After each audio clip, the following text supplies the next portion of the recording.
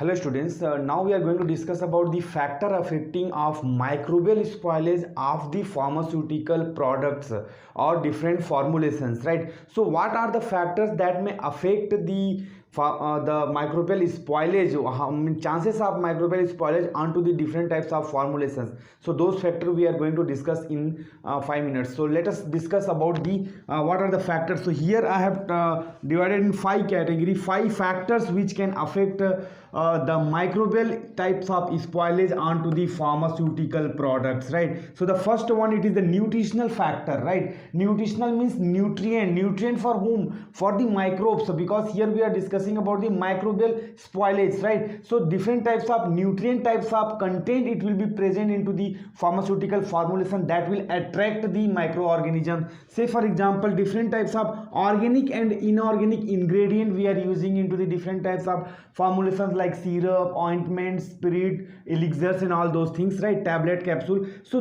these organic and inorganic ingredients, they will act as a carbon and nitrogen substrate for the microorganism. That's what in our media also we are adding these kinds of carbon source and nitrogen source for the different types of microbial growth, right? So here different types of glucose, water, carbon and nitrogen, they are encouraging the microorganism growth into the pharmaceutical product or into the pharmaceutical formulations. That is the factor number 1. Factor number 2, it is the moisture content, right? Moisture content, it is always causing the degradation of the product, definitely, whether it is drug or food, whatever it may be, right? So here presence of uncomplexed water, right? Water is the very important ingredient for the formulation of any product. So where the uncomplexed means it is not treated, or if it is not in the proper quantity into the formulation, definitely it is going to cause the spoilage due to the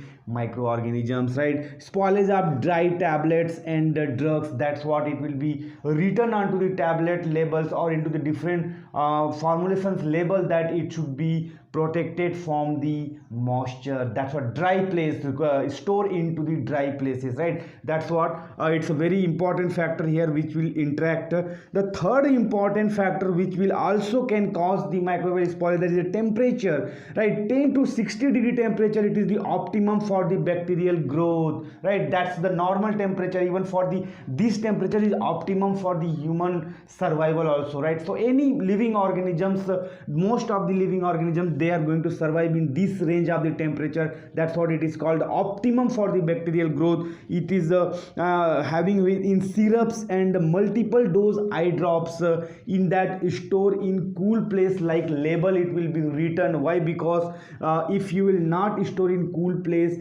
they are going to be into this temperature range, and in this temperature range it is very favorable or very good for the growth of bacteria, and they will get the chance to degrade your products.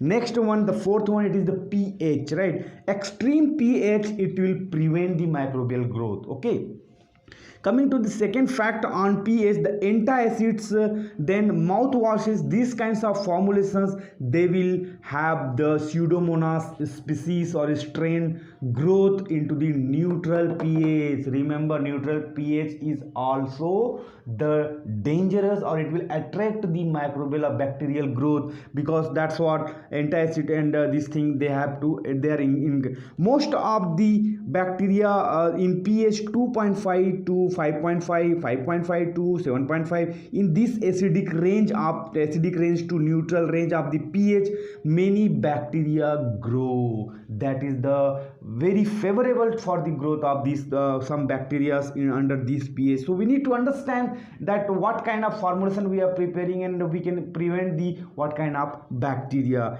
And the acidic condition also interact or encourage the growth of fungus and yeast types of microbes, right? So that's what we need to understand. That's what we have classified the bacteria also on the basis of pH, acidophiles and neutrophiles and basophiles, right? So coming to the fifth factor, that is the redox potential. When we talk about the redox, right, oxidation reduction, that's what oxidation reduction balance, that is the ability of microorganism, they will survive on the basis of this oxidation reduction process or reactions, right? So what happened here is, that's what most of the drugs, it will be vacuum packing of the food stuff and drugs. It will be done to prevent or to minimize the oxygen level. If oxygen level will not be there at sufficient level to the microorganism, even though they will be there, they cannot proceed these oxidation reduction reactions, and they will not be able to survive. The oxidation, the redox potential of the microorganism will not be